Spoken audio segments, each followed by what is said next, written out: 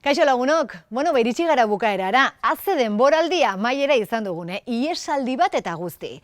Hala ere, aste honetan ere beste bi kantu interesgarri ezagutu ditugu, eta elkarrekin errepasatzeko momentua da. Bazatoz, bat bi hiru lau, goazen! Aste honetakoa denboraldiko azken atala da, eta ze tristeak izaten diren agurrak. Lukenek eta Garazik ere elkarri agur esan diote, eta despedida horrelaxe izan da. Zuekin beti oroitzen banaiz, ahaztu naizenik ez pentsa, sentimenduak esaten baina, ez da gauza erreza. Ikusi eta entzun duzue, maitasun istorio baten alderdirik tristena erakutsi digu Badira 3 aste izeneko abesti honek. Nork kantatzen duen, nork sortu zuen? Mikel Urdangarinek. Duela 20 urte baino gehiago, Amoribetako musikari honek sortua izan zen eta bere lehendabiziko arrakasta izan zen. Eta abesti honen estruktura, bertso baten antzekoa dela ere konturatuko zineten, izan ere Urdangarin hasiera batean urte haietan bertsolaria zen eta bertso mundutik zetorren.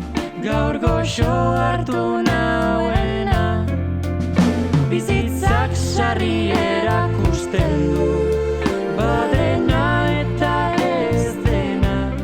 Lagunok, iritsi da denboraldi honetan gehien gustatu zaidana zein izan den aitortzeko momentua. Basakabiko iesaldia. Ze momentu politia, ze elkartasuna adierazi duten, denek Garaziri ies egiten lagundu diotenean, ezta? Denek maskara jantzi dute, denek buru estali dute, eta denak jarri dira buruz bera. Ikusi nahi badezu, desberdin, sentitu nahi badezu, desegin, txoriak buruan, hankak airean, igo nahi badezu, nere gainean. Aizue, batean, ze festa giroa, ez da? Kantu hau Untza taldearena da.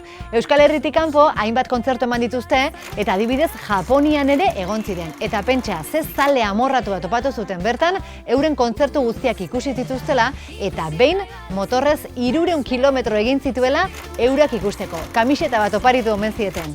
Ezagutu nahi Untzaren jatorrizko kantua? Hauxe da.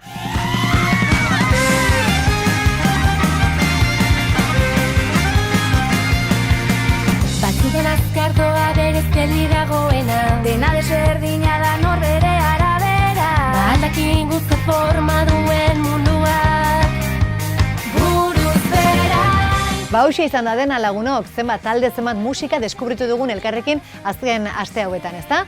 Gehiago nahi balin baduzue, badakizue, jarraitu Gaztea sare sozialetan, Piztu Irratia, eta han elkar entzun eta elkar ikusiko dugu. Plazer bat izan da benetan, muxo handi bat danoi. Aio!